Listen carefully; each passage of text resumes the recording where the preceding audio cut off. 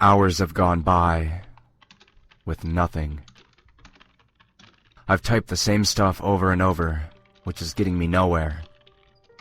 It's time to get something done. Smith, before I go further with this, I want to establish how much I hate you. Although, in a sense, I'm proud of you. This trap is rather elaborate, and even uses my own idea against me. You've thought around every corner to ensure my suicidal demise in the end, and for that, I commend you. How long you'll go on is lost to me. I'm not sure how, but perhaps this log will be recovered, and someone else will want to dent your face in. You may have gone years without being caught, but you won't continue much longer. Not like this. I'll try to be sure of it. Now, with my personal message out of the way, I'm not sure where to begin. I have what feels to be all the time in the world, yet that's not something I can be sure of. For some time, I've been oblivious to the loss of blood from my wrist. It wasn't apparent until the pain began to set in, but it's been slow. I'm hoping that I can at least keep alive until this is finished, wherever it may be going. I apologize for any blatant typos or unfixed errors. A perfect paper isn't the highest objective at the moment. I'll start by talking about him, I suppose. Smith. We worked for a time, but we never shared a friendship. Our relationship was strictly business. We never met outside of our work, and we left much of our personal lives undisclosed. Knowing of his past could have surely prevented this. At least, this outcome. I worked at Massachusetts General Hospital, by the way. My occupation is a general researcher, but I had a bit of a side interest, which Smith apparently shared. As I delved into the medical research field, I began a fascination with technological enhancements. It was more of a fantasy to me, a strange world that I dreamed of and sketched throughout the day. For Smith, it was essential, to say the least. It was his pursuit. His obsession. The first day Smith confronted me while I was on break. At the time, I believed he was actually working for Mass General. However he sneaks about, he must be good at it. Smith was drawn in by a sketch of mine. It was an undeveloped, spur-of-the-moment idea, a wrist device similar to a watch that could regulate areas of the body by injecting various chemicals into the bloodstream. In theory, it could adjust body heat, maintain blood sugar levels, keep its user alert and awake, or vice versa. It was another fantasy to me, as I would never have the time or resources to construct such a piece. But Smith, on the other hand, saw potential in it. Him and I chatted for a while about our similar views on the concept. It's hard for me to say this now, but at the time, I found him to be quite an engaging man to speak with. His insights into this world of technology were beyond any that I had heard. He's the only individual I've ever spoken to who looks at tech enhancements as a real use and possibility. From that day, we scheduled various dates in which we worked on the prototype device. Smith was rather paranoid of ideas being stolen, so we kept our location and progress quiet from the other researchers. We worked at his apartment, which was secluded enough. Throughout the project, Smith never stopped encouraging me, if encouraging would be an appropriate word. It appeared to be the only matter he focused on. Annoyed that I didn't feel the same. Yes, I thought the project had potential, but I still had to keep a job at the very least. This frustrated him for sure. It was clear that Smith knew far more on the subject than myself.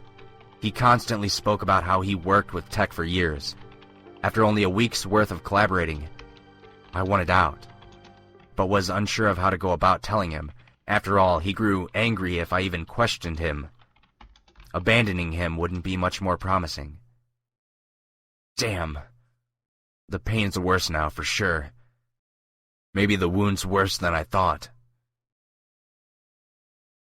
I'll state that I had one major interest outside of tech enhancements. Over the years, I've developed an interest for writing. When I think about it, my interest in the latter came from my writing, as the ideas started out just as story notes. I've never explained this to Smith, for reasons that I hope I've made apparent. Naturally, the project with Smith had taken up most of all my time outside of work. Smith practically forced me to meet with him whenever I could. If I began to refuse, he would interrogate me, asking me about my life, what I could possibly be doing in place of our progress. I'll admit, he frightened me. I'm not sure what exactly about him was unsettling, but he seemed capable of pushing to the end, meeting his goals at whatever cost. I'll leave out the time in between, but before I left the project, we had made progress. Though we still were nowhere close to finishing the prototype device, we had made much ground in settling its basic functions. The only reason I stayed was because of the device itself, that my fantasy sketch might have just become a real working tool. Then, all our progress was shattered. Unsurprisingly, Smith grew impatient. Despite our progress, he wasn't yet satisfied. He wanted the device fully operational right away. He began to tamper with the delicate piece. His hands were shaking, jolting with various screws and micro-sized vials. He began screwing with the device's code, ultimately erasing hours of work and rendering the technology near useless. He blamed me for our failure, of course. I tried to argue how it was his own fault, but this only sent him off more. "What have you fucking done?" he screamed. "You've never cared about this from the start, have you? This was just some fucking drawing that you made, that I wanted to see for real. This is the stuff I live for. I've done this before. I've created my own inventions and tested them. What have you done?" He grew violent, making threats and throwing objects about. Needless to say, I didn't want any part of him anymore. I left on the spot. I continued with my regular job and found peace of mind again. Smith's threats continued to echo in memory, as they were too sinister to be passed off.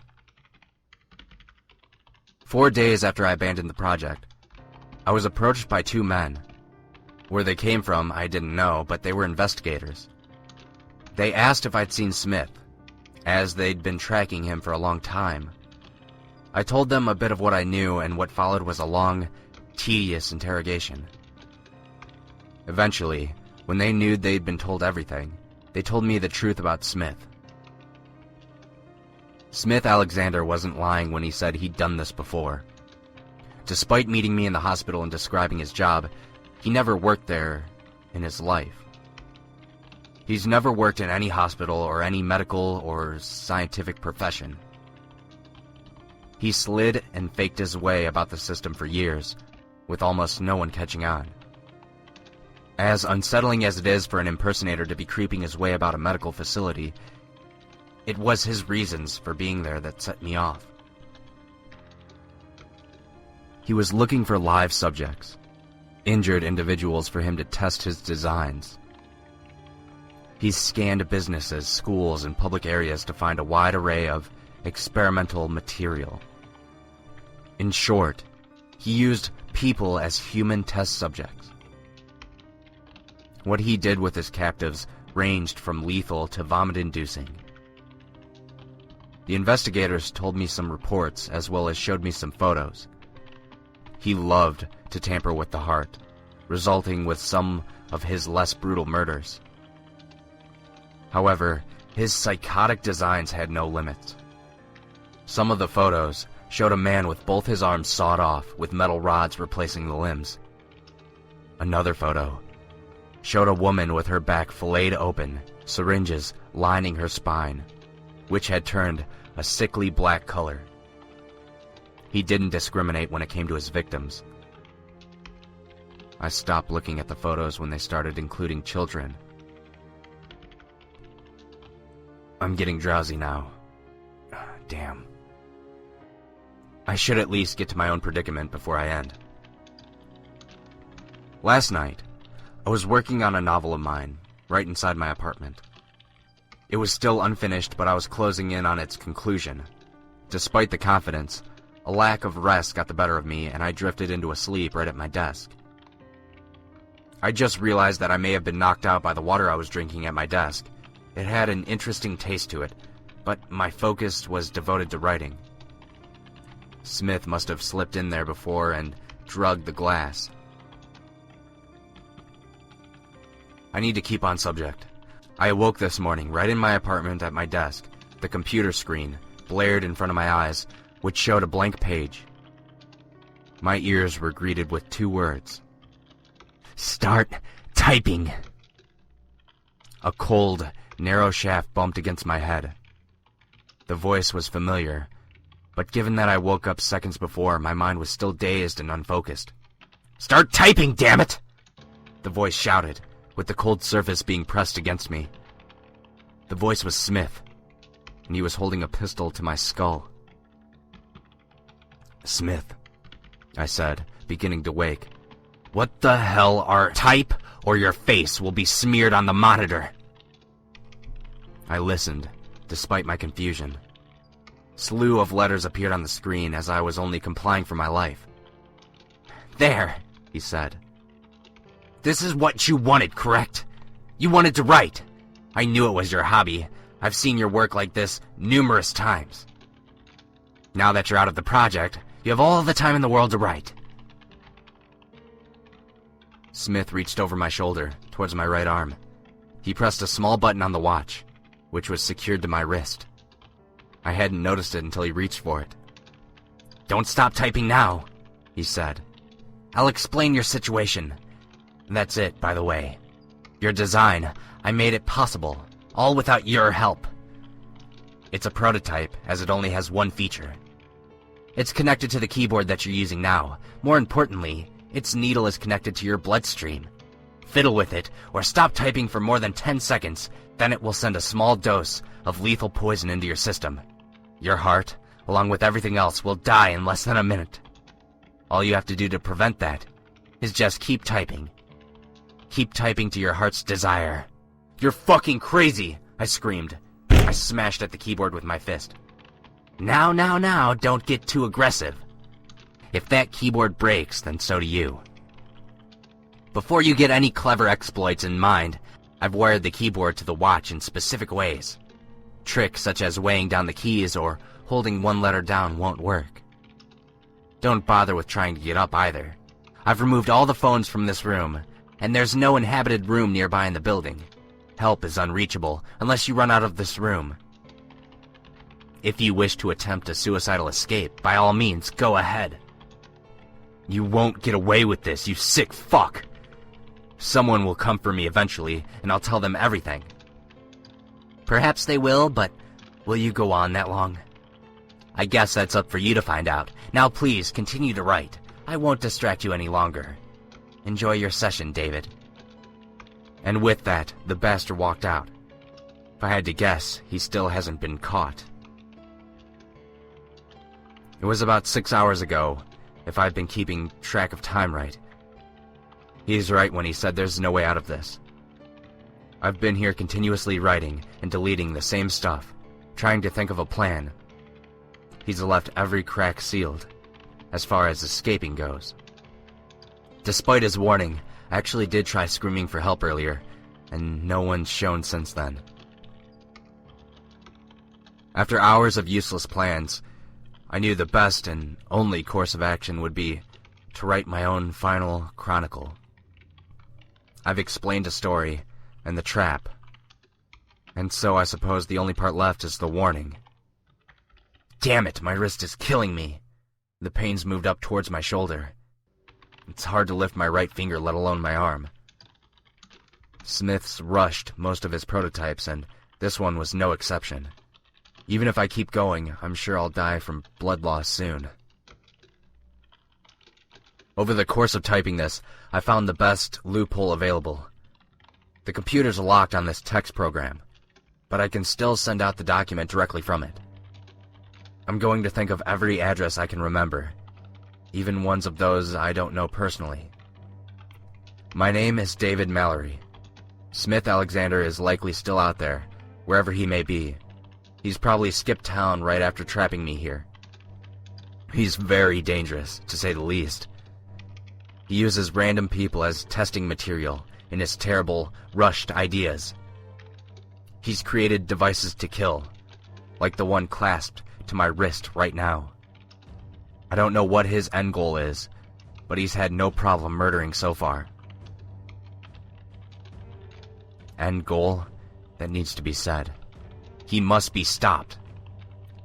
Despite Smith's impatience, arrogance, and outright insanity, he has a plan. Over the course of working with him, he's made hints to something bigger, more significant than his regular, brutal enhancements.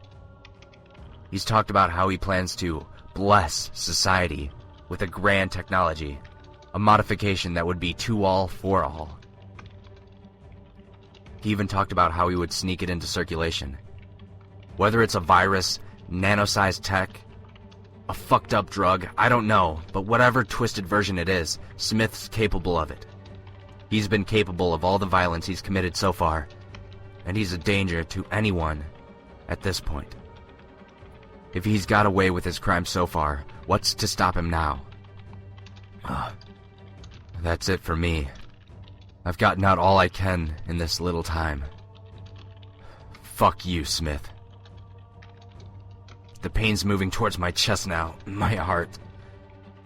I guess this watch didn't work so well as Smith thought.